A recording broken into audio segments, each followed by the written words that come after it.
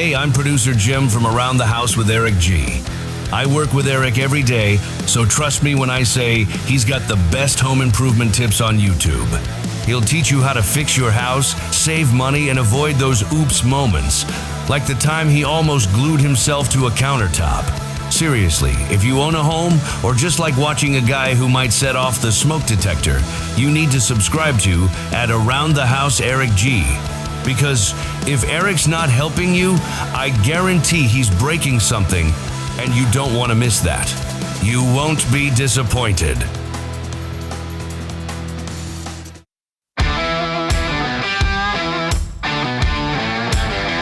Welcome to Around the House with Eric G., your trusted source for all things home improvement. Whether you're tackling a DIY project, hiring it out, or just trying to keep your home running smoothly, you're in the right place. With over 30 years of remodeling experience, certified kitchen designer Eric G. takes you behind the scenes with expert advice, industry trends, and the latest innovations for your home. It's everything you need to know without the fluff. Now, let's get this show started with our host, Eric G. and John Dudley. Welcome to the Around the House show, the next generation of home improvement. Thanks for joining us today. I'm Eric G. In the co-pilot seat, we got my buddy John Dudley. Welcome back, brother. What's happening, man? I'm still reeling from the price talk we were just having. So my goodness. Let's bring people into this. If you want to find out more about us, and we'd love to hear from you, all the new affiliates out there on the radio, you can find us at aroundthehouseonline.com. And we were talking in the previous hour of the show, and I decided to do a dive and get some numbers, and this is a perfect example. So we'll be talking about affordable housing here in a second, guys, but I want to continue this because this just shows the difference with a little bit of shopping around. If I go to my local Home Depot store up the street here and take a look at what 50 feet of 10-2 Romex would be, $165 for 50 feet. Now, it shows that they have 3 of those in stock up at my local store around the corner. Now, if I go over to Amazon.com, that same roll of wire is, this is for 100 feet, is $79.39. So 50 feet is $165, but I can buy double of that for $79. Less than half for more than double the product. Yeah. And just to iterate, like we're talking about planning projects and how to source materials and being aware, not getting excited in Home Depot and actually doing some research. And man, what a perfect point. You got to buy 4 rolls of that stuff.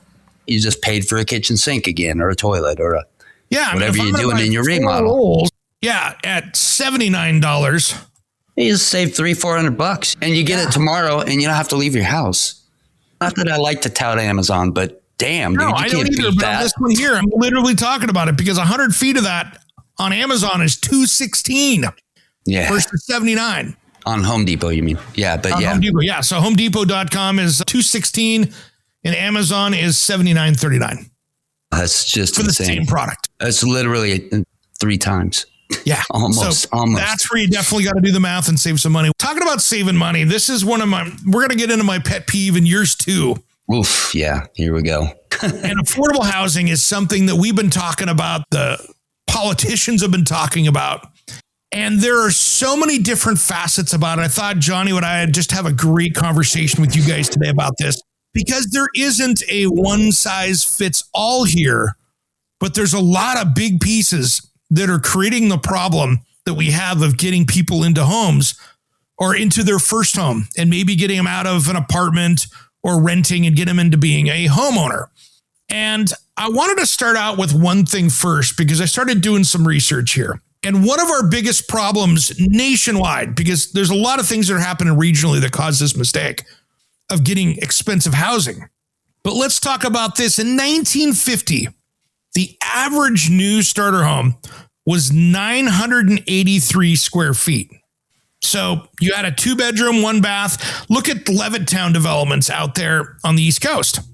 We have lots of stations that way. Those were 2-bedroom, 1 bath, 750 to 800 square feet. Yeah. So the problem is in the 70s, that went from 1,500 to 1,700 square feet. And now we're closer to 2,500 square feet. Stop supersizing people. Yeah. We have now gone from what McDonald's called a large Coke in 1965 to a big gulp. To a big gulp. Exactly. And then a super big gulp, right? That's what we do. But it's even more complex than that. So if you take that 1950 median house value, back then when you bought it was $7,000 to $8,000. So let's look at these numbers here. So a 1950 home, if you adjust that to $2025, now 2026, you're at $100,000 to $110,000 for that home. Yeah. Now, you're even 60s homes, which were $12,000 to $17,000 back then. In 2026 dollars is $120,000 to $150,000. But now in the US, it's $410,000 to $435,000 is the median. Oh man, dude. Now, we've got lots of different things in there. Of course, how they built a house in 1950 and how they build a house in 2026 is way different with building codes. For sure. You have energy codes. 50s homes rarely had air conditioners in them, right? Yeah. They had baseboard heat, maybe had a furnace in there if they were lucky, but really they were simple. And you had just inexpensive products going into it. And we didn't have the 400 pages of building permits that made a, quote, healthier or safer home. So another topic, but you can spend in an HVAC system almost what an adjusted house price is for a 1950s home now.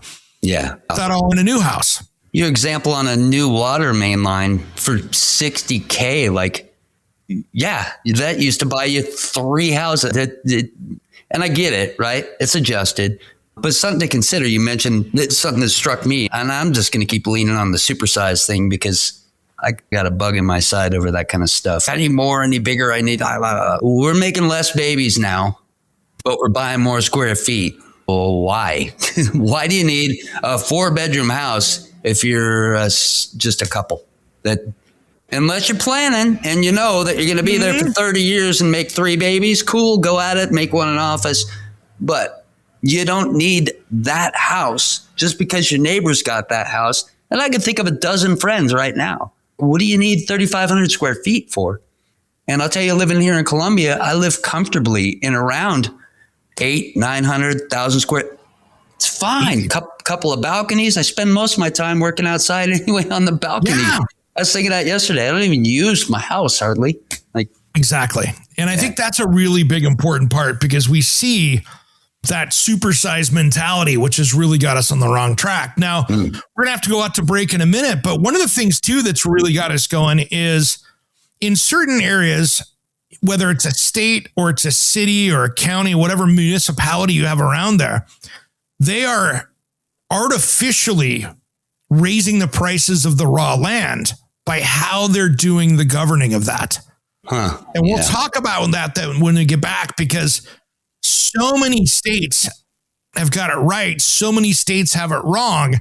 And what we're seeing is it's really changing the price of homes because what's the first thing you're getting? That land price, right? Great example. Finally, the city of Portland by me this last year pushed off their development fees. So if you and I were going to, let's say, Johnny, you and I were as a business, we were going to buy some old crack house that was half burned out. We're going to knock it down. It was been there, done that.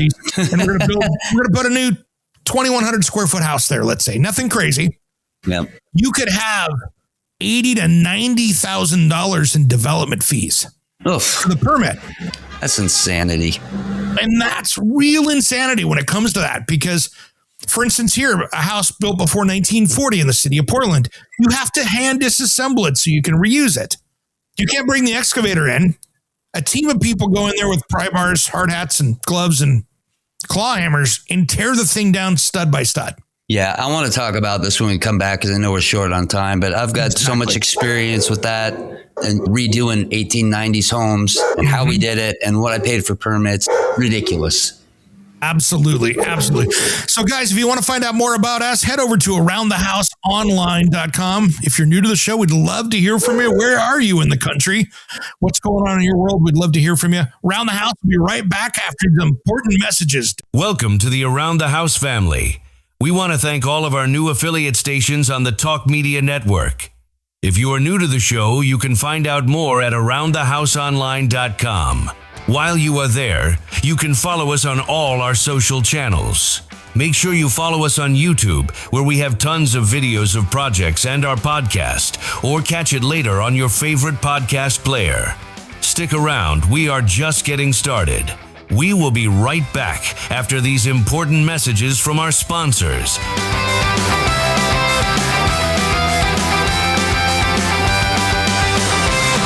If I could dream. Is your website losing you money instead of making it?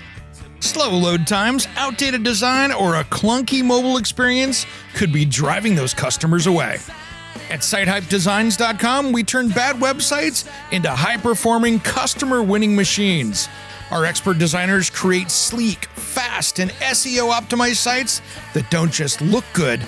They convert visitors into paying customers. Don't let a weak website hold you back. Visit SiteHypeDesigns.com today for a free website audit and discover how we can take your business to the next level. SiteHypeDesigns.com. Websites that work as hard as you do. For our Around the House listeners, use promo code ERICG for a free website audit and a free half-hour consultation call.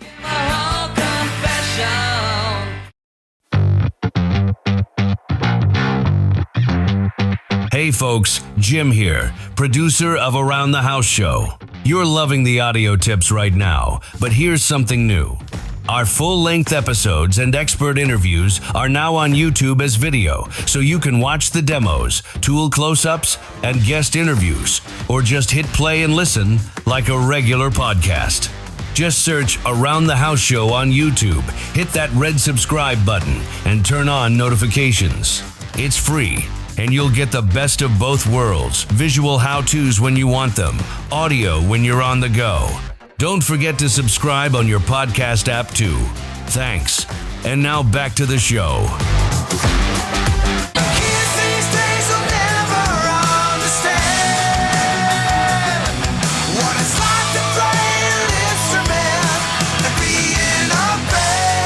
What's up? This is Stixidania. And Satchel from Steel Panther. And you are listening to Around the House with Eric G. Yeah. We love Eric G, and you should too. 1987. Welcome back to the Around the House shows. Thanks for joining us today. If you're brand new to the show, you can find out more about us. You can stalk us online. Just head over to aroundthehouseonline.com. Johnny and I have been sitting here talking about affordable housing and some of the major issues we have out there. Now, certain areas of the country have bigger problems than others, and I'm in Oregon, which we have a huge mess here with that. We'll get to that in a little bit, but we were talking when we went out to break about, what these permit fees cost and stuff in the city of Portland, for instance, where I'm located. You have to pay a fee to the water department, to the urban forestry, because they're going to tell you how many trees you have to plant. You could have a $20,000 check you have to write to the transit department. Yeah. How does that get involved there? Yeah. I just can't believe you tell me these things, and it's been a spell since I've been up there doing remodels, but I can't. The example I wanted to pull was that house from 1890, built in 1890.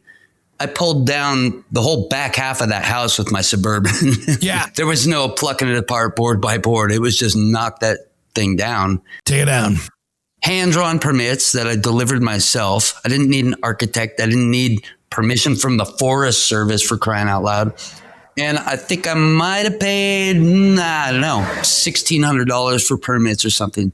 You're talking about $90,000, $80,000 in development fees? That's insane. Yeah. And so it gets crazy. There's the stormwater fees. There's this. And that's a house. And that's a place that already had a house on it. Yeah. So that house, where there was a house there, you're just hooking up to the old utilities. Yeah.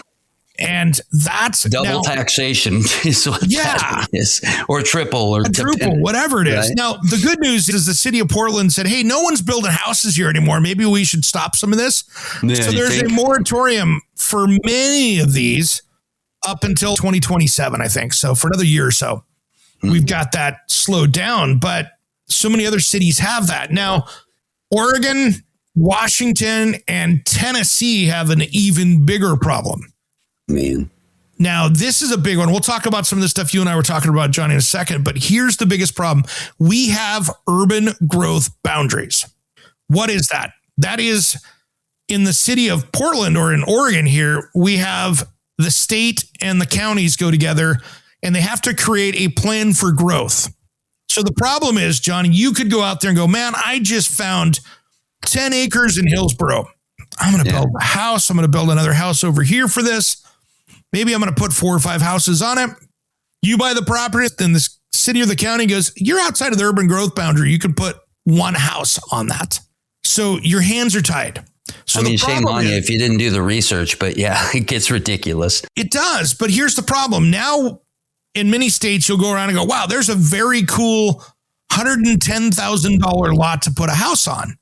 Now you're like, wow, that's a $300,000 lot to put a house on because of supply and demand. And they've always controlled the supply and demand, which stops urban sprawl, supposedly. However, it makes things on the front end $200,000 overpriced.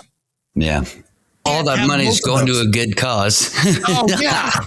So I get it, but they've got to be able to figure that out. And I think we've seen, we don't get into politics, but we've seen President Trump say, hey, on these states, he's going to go in and build some communities on federal land so they don't have those controls.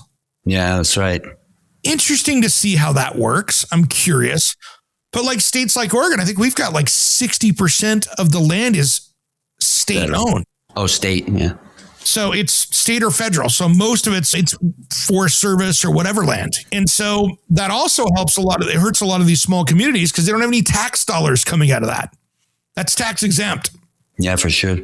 So these little towns that have a sawmill in them, the sawmill closes, there's no other room for industry there because it's all surrounded by Forest Service land. So they can't go build a building there. They can't put a tech center there. They can't do anything else. So it gets interesting in those areas of what that does. But that's part of the problem with this is that we've got to come up with some innovative solutions. There's some great ways to build homes out there, but many times it's our zoning and the building codes themselves that are getting in the way of that. You think? Yeah. Like I said, I can't believe some of the stuff you're telling me now. I'm just, wow. And these days too, there's so many great options. Manufactured housing where it's built, factory built housing. Yeah. Those homes are being built way better than the major national spec home builders you're seeing out there. For sure. There's so many options for inexpensive home building now. It's incredible. Take a dive on that in YouTube for a day. Yeah. It's mind blowing. The different options, the different systems, techniques, etc. A lot of them very green, right? Green isn't always better, by the way. No, I'm not saying that. I'm just saying reusing banana peels and coconut husks for siding is not a bad idea. If you can make it work. Now, here's we're going to jump off onto a little pet peeve of mine here with this. But again, there's multiple pet peeves here, but some of these green products out there are dumb green. Just dumb. Don't get me wrong. There's plenty of, I won't say any names, but and my biggest pet peeve of them all is this quote unquote 3D printed house out of concrete. Right. Dude, that is a concrete pumper and a nozzle.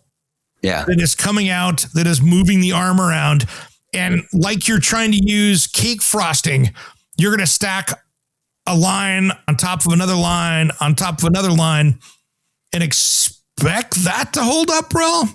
Yeah, I'm not a fan of that particular model. It's a gimmick to me. Yeah. And as you were about to mention your biggest pet peeve, and for me, whether it's organic products or greenhousing, for me, my biggest pet peeve is the lie. Don't sell me a goat and tell me it's a horse, dude. I don't like that.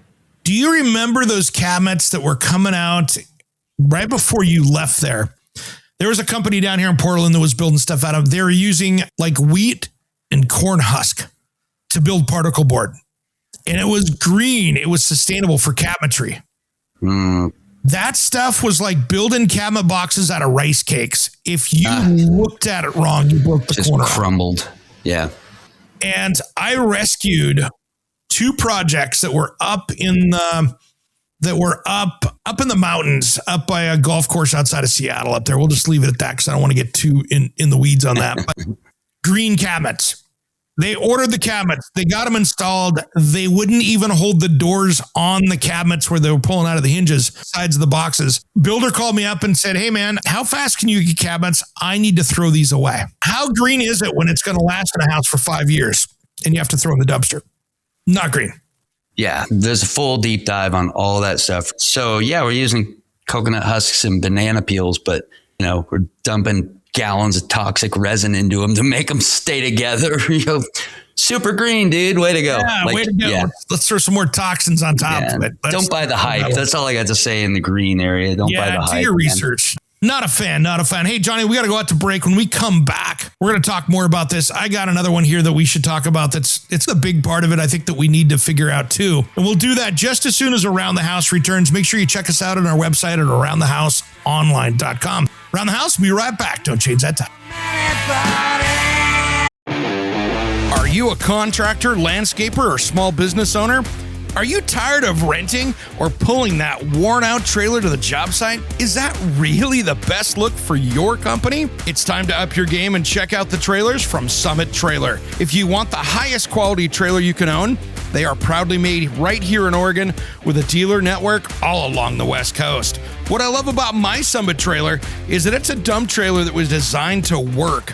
I can load it up without having to worry about if it's going to be able to lift the load, and it pulls like a dream. This was built to work. So it doesn't matter if you want a dump trailer like mine or a deck over flatbed, tilt bed, or utility trailer. They got a trailer that'll fit your needs. Invest in your business with something you'll feel proud of, pulling up to any job site or your next project. Check out the best trailer in the West at summittrailermfg.com. Check out the dealer locator and find your nearest dealer at summittrailermfg.com. Hey everyone, this is Jim, producer of the Around the House Show podcast. If you're listening right now, you already know we bring you the best tips, tricks, and expert advice to fix, upgrade, and maintain everything in your home without the headaches or the huge bills. But if you're catching us on the radio or borrowing a friend's phone, you're missing out on new episodes dropping straight to your device every week. So do yourself a favor. Hit pause for just a second. Grab your phone and subscribe to Around the House Show on your favorite podcast player. Whether it's Apple Podcasts, Spotify, YouTube Music, or wherever you listen. It's completely free, and you'll never miss an episode again. Thanks for supporting the show. Now let's get back to making your house work for you.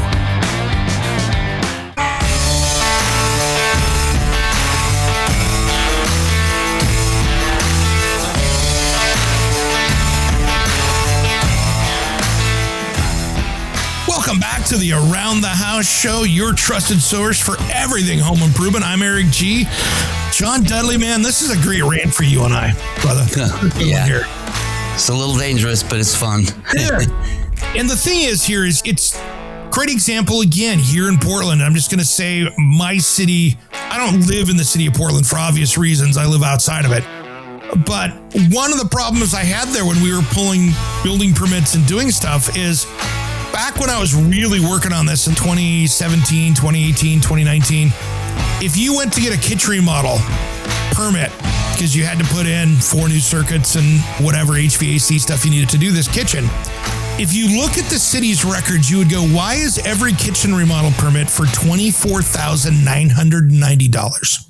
Because if you spent back then over $25,000 for the budget of the project, then you brought in urban forestry and they came over to your house before you had to sign off on the final and would tell you how many additional trees you had to plant in your front yard as part of that.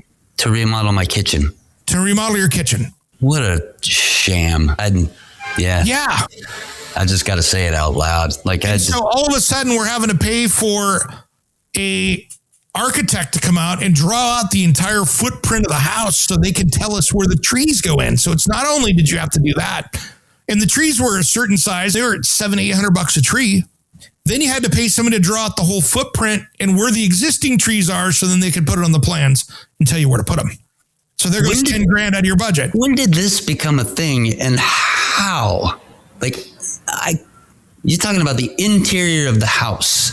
Correct. And I have to plant trees. It doesn't make sense. Literally, I can't. I'm dumbfounded. Again, out of the game for a spell, but some of the things you tell me, I just absolutely cannot believe, to be frank, that they're getting away with it. People are allowing it, and that's the problem. And great example here in the Seattle area, city of Seattle. If you pull a building permit for a remodel up there, for a kitchen remodel, there is a point that when you get high enough on there, they require you to redo your HVAC system. So you include basically you have to bring fresh air into the house. So whether it's an ERV, energy recovery ventilator, whatever you need for that house, you now have to add that in as part of the remodel. Wow. So all these things start to get catching up to you, where I'm just trying to do this. And no wonder why people don't pull building permits on some of these projects. Yeah, I certainly wouldn't. I know, but here's the problem. And this is a problem that we run into out there as well. And this is one of the things that I think is important to talk about when people are messing around with their houses. And I've told this story a few times, and I'll keep it brief, but I had somebody that was in one of the groups that I'm in said, hey, somebody built a house that didn't pull permits out in Oregon here, and they didn't pull any permits for it on their property. How do I appraise that? And I said, you might want to check, but in most places in the country, the building department states what your square footage is. And if you didn't pull a permit, then you just have a beautiful storage space. It's not a house. And we see that if you have that old 1920s farmhouse that had an empty basement and a storage attic up there that had stairs, but just had an attic up there for putting in the Christmas stuff and the holiday ornaments and some of that light stuff. And that was a 1,000 square foot single story house. And they did a attic renovation and a basement renovation. You buy the house and the building department says it's 1,000 square foot house, but you've got 2,600 square feet of real estate there. It's still 1,000 square foot house, so they didn't pull a permit. How the IRS estimates what you made. Oh, yeah. If you're not going to tell us, we think you probably made a lot. Oh, yeah, absolutely. So that's where these problems come in. And especially with older homes. I love saving older homes, but the problem we're getting into now is because of asbestos and lead. Oh, wait, if you're tearing down that house in Portland, you got to have the asbestos and lead removed out of it before you can tear it down by hand. Yeah. So you've got to abate that all first. And so that is just a troublesome. I saw somebody again get fined for that. They came in with an excavator, knocked it down. The city got them. Yeah. And again, things you got to be careful with out there. And nobody wants to build out of these 2x4s that they're saving because they're non-dimensional lumber. They're 2 inches by 4 inches. Yep. And nothing sized, door jambs aren't sized that way anymore. And who wants to go through and cut that old hardwood? It's cheaper to go use the studs.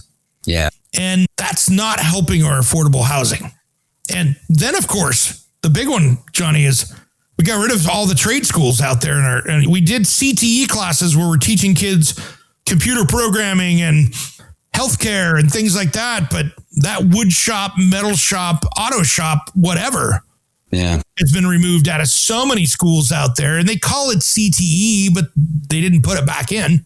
And we've talked about that a couple of times. And to be fair, it seems, or it would seem, at least because the topic's been talked about so much recently, that there's some of that's coming back, right? Yeah, it's back. And I think a lot of it is due to the younger generation having an interest and realizing, wait, I could go be a social media marketer. For those pay grades have gone way down. That used to be 110K. Now it's 40 because anybody can post to Instagram, or so they think. I'm a marketer, so I can't really badmouth that end of things. But they're looking at that going, okay, 40K and I slave away at a startup, or I can go make 110 as an HVAC guy. Yeah, it's so much smarter. And we do have trade schools out there, that do a great job of training people, but we're not building up the farm team in the middle schools and high schools with wood shop or welding or any of that other stuff. And that's where the problems arise, because we just have people not being handy. And that when you're now having to pay an electrician $120,000 instead of $80,000, and you have a hard time keeping him because everybody wants to hire him from you. It's great for the people in the trades. I love it. I love that they're out there making more money than the school teachers that told them, you're not going to be anybody. You know what I mean? Yeah. Yes, as a matter of fact, I do. I know you do, because you and I both ran into that. And so to me, it's where we've failed. And a lot of these school districts have just absolutely bought into everyone goes to college and we're not doing another thing about it. And there's 20% of their kids in there or more that aren't going to go to college, or they're going to go to college and really get a degree that does them nothing. They'll be working at Starbucks for the rest of their lives. Yeah, I think that lesson's getting learned as well. I would dare to bet that it's far more than 20% that aren't going to college anymore. Now, let's blame half of that on those cats thinking they're going to become famous YouTubers and they don't need college, or they'll build a Shopify store. But yeah, I think the college myth has consistently been debunked over the last generation, because enough kids went through it and went, I can't be a marine biologist, or whatever the case may be. Even an MBA, they're so common. They say they're required and everybody thinks they need one. You don't need one. You don't need one.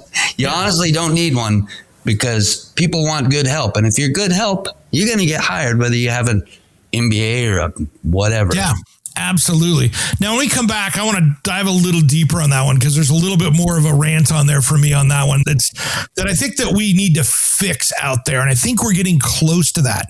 Hey, if there's a subject we haven't talked on this show about, if you're brand new to the show and you're just trying to figure us out either way, head over to aroundthehouseonline.com. All of you new listeners out there, welcome to the Around the House family. We appreciate you tuning in. And we are just kicking off this new year with some fun episodes. We'll be right back after these important messages. Don't change that dial. Welcome to the Around the House family. We want to thank all of our new affiliate stations on the Talk Media Network. If you are new to the show, you can find out more at aroundthehouseonline.com. While you are there, you can follow us on all our social channels. Make sure you follow us on YouTube, where we have tons of videos of projects and our podcast, or catch it later on your favorite podcast player. Stick around, we are just getting started. We will be right back after these important messages from our sponsors.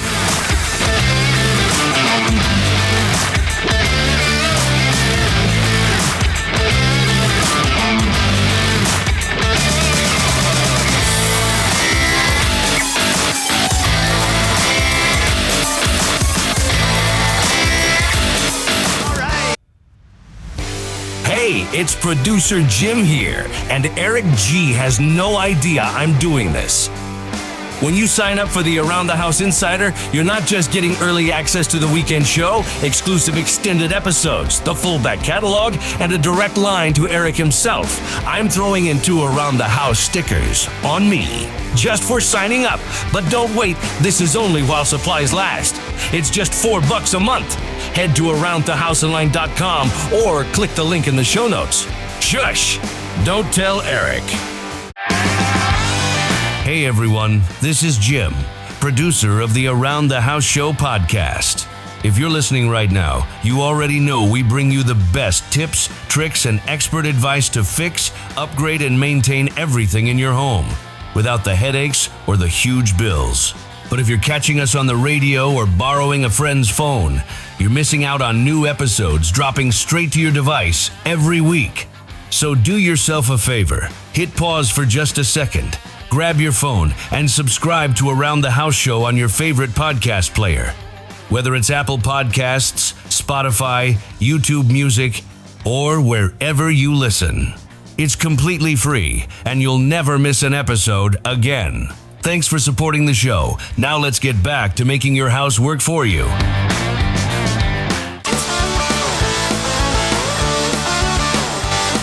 Welcome back to the Around the House show. If you want to find out more about us, head over to our website, aroundthehouseonline.com, and it's got all our social media pages there.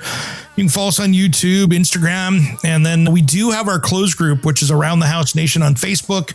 You can find us there. Today, Johnny and I have been talking about affordable housing, what we need to do to kind of get that dialed back in. And I'm not even going to get started on the other issues like homelessness and that kind of stuff in this, but that's a whole other episode, a whole other day.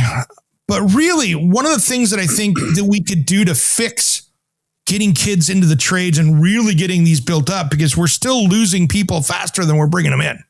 Those baby boomers and a lot of people retiring right now that we don't have enough people to go back into that. Here's how we fix our college education problem. Boy. Here's my take. When we do student loans, you need to do a report on how you're going to pay it back. What career are you going to find? What's that going to do that you need that degree for? So if you've got that sociology degree or human studies degree, how are you going to use that? How are you going to pay back that $250,000 student loan? Man, you just took all the fun out of student loans, as well as all the burritos and free beer. Right? Think about it. If I have to do that for a house loan, I got to do that to get a car loan. I got to put down, hey, what am I going to make? How am I going to pay this back? Yeah. And don't do that. Now you just AI it and go, write me a letter that justifies my student loans that I'm going to take out and spend on nothing but ridiculous things. Right? Yeah. You think about it though. If we sat there and just said, okay, kids, you're going to go down this road, this path. This is what you're going to do. Awesome. You want to be a doctor. Beautiful. Here's the path to med school. But how many people do I know that went to college that are working at Starbucks or doing nothing related to that degree? Yeah. And now they're making $22 an hour and still have to pay a 6-figure college loan back. That does not help them become homeowners either. No, it's brutal. Again, the whole college thing and the expense of it, and it's right up there with permits for me at this point. That's a deep dive on, again, don't buy the hype, I guess. I get so aggravated with just lying and scamming. There's a lot of it out there. There's a lot of it. Now, I think there's some things we can be doing too, and especially for younger homeowners, we could be taking a lot of these in cities, these empty high rises, and making them into nice condos that are 900 square feet. Yep. In the parking garage down below, have them a little garage area that they can park in or something like that to do. I think there's a lot of that stuff we can do to get people into housing first. And there's so much stuff going on out there. I think that we need to have more of a national plan that is going to maybe even override some of the local missteps that we're making to really come up with something that's going to work. I think it almost has to be forced from a federal level because of the ridiculous we're seeing in some states, like you mentioned. This has got to be a mandate that says, look, man, people need a place to live. Look at all this vacant space. Let's use it. Let's fix this as a country, as a community. That's what we're supposed to be doing, not dogging people out. It makes no sense. So again, back to supersize and waste. It's harder than ever when you've got everybody so divided. There's a team A, team B, we'll call it. Yeah. Nobody wants to be C. And it's tough out there. And I think that's how we fix some of that stuff. Again, we don't talk politics, but I hope that some of this stuff actually doesn't fall on deaf ears. You know what I mean? Absolutely. I have a hard time not going into the full tirade, and that's why I stay checked out of it. Yeah. Because it's so frustrating as I've gotten older to watch so many things that are so wrong that I can't fix. They're broke to a point where I'm out of answers. Like how do you fix? And here's the other problem we got too is building codes, especially with the exterior part of structures in some parts of the country, depending on climate zones, are getting even more expensive. So what you're seeing is they're having to put, let's say, R30 in the wall cavity, or they've got to do continuous insulation on the outside of the stud wall. So you've got your sheeting up, and then you got to put 2-inch wall out there by the 4x8 sheet, then the siding, then the trim, then the other stuff out there. And I get that, but dang, that stuff's expensive. Rockwell's insane. Yeah. Go build a music studio. You'd be like, yeah. Oh, wow. Okay. Yeah. But there's where the stuff adds up. That's where you look at it and go, okay, we need to come up with a better way to do that. And it was interesting. And this is another one of those things that, again, I appreciate that we're going for energy efficiency. But when Greg Holiday from Bradford White was on here saying that in just a handful of years, electric water heaters are going to be banned in the U.S. They're going to go to heat pumps. So you're not going to have your dual 4,500 watt heat pump, regular water heater. You're going to go to heat pumps. I get it. I love it. But again, that water heater is 2 to 3 times the price. And yes, it pays for itself quickly. But again, it doesn't help that first number. And to me, the 50-year mortgage, as we talked about when they first came about it, isn't the answer. No, that's student loans again. We're back to that. It just doesn't make sense. To just be frank, I just think they're running out of things to rip us off for. I remember the 90s when it was windows had to be X and everything had to be airtight and wrapped in Tyvek. And now they're wrapping Rockwell on top of Tyvek. And like, where does it end? They're running out of things. And you can't really justify tripling the cost of a permit in 10 to 12 years without coming up with some new stupid stuff to do. It's like the 50-year mortgage. You're paying twice the money to the mortgage company. I would rather see them out there say, okay, hey, if you need to upgrade your home, we're going to lock you in at your old interest rate. Yeah.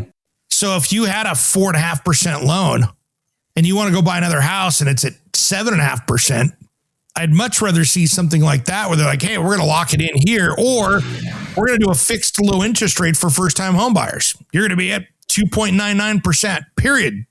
Yeah. Okay, that helps. Without going through the 10-year FHA process and 50,000 pages of nonsense. And I think we need to, those are things that we need to figure out. And home insurance as well is another one. Look what my brother's trying to get his house in Yakima insured. And because it's a historical house, it's tough because of it built in the teens and 20s. Yeah. And it's got this special block that was made by Sears back in the day with this special Sears machine. There's one company that makes that block that's in, I think, where are they at? I think they're out of Massachusetts. They'd have to haul it to Eastern Washington. Oh, jeez. Okay. And so all of a sudden they're like, wow, you need to have $2.5 million to rebuild your house because all the specialty stuff that's in it. Yeah. And when your insurance is more than your mortgage, that should tell you something. Yeah. Oh man, so many rants, right? I know it. So spill right from homeowners insurance to mortgage insurance to property taxes to it just keeps going. Yeah, it's endless. It just keeps going. Again, it frustrates me because I do get emotional. That's why I had to stop paying attention to a lot of that stuff because I just get so angry. Yeah. I'm so worked up. I'm like, man, I'm going to have a heart attack over this stuff and there's nothing I can do about it. I mean, Absolutely. And it's one thing I think that to our audience out there, pay attention to what's going on. When they come up with a levy, I love supporting schools. I love supporting our fire department, but are these people using your money correctly from what you can see? Have they been audited? Do you know what they're doing with it? Yeah. Sometimes saying no gets people to realize that they've got to do something a little bit differently for you. There has to be accountability, and you're exactly right. It's by paying attention and being informed, because so much of that passes by. We're so busy supersizing and being busy that we let it just keep rolling and rolling. And we've got to stop it. Otherwise, it's going to be even worse for the next generation if we don't get this dialed in. Man, yeah. And I suppose every generation says that, but now that I'm an old guy, I'm like, oh man, I can't imagine. We've got Gen Zers or whoever out there going, oh, those two boomers talking on the radio and the podcast right now. But I'm sure my grandpa said the same thing in the 50s, right? Exactly. But that's the thing, man. So Johnny, thanks for coming on today, man. We blasted through this hour. We could have ranted for another 2 hours. This could have been like a 4-hour Joe Rogan going on this, but we wanted to keep it tight for you guys to make sure that give you some food for thought, see what you can do in your area. Maybe we can start this as a grassroots to get things dialed back in out there. Got to start there. Absolutely. Johnny, great to see you today, brother. All right, everybody, if you want to find out more from us here, head over to our website, aroundthehouseonline.com, and you can find our social media channels. Just follow, subscribe. That way you know when the new content comes out, and you'll be the first to find it. I'm Eric G. For John Dudley, you've been listening to Around the House. We'll see you next time. That's a wrap for the Around the House show. To catch more of the show, including all of our social media channels, head over to aroundthehouseonline.com. If you are listening on the radio, make sure and catch the additional content on the podcast. We will see you next time.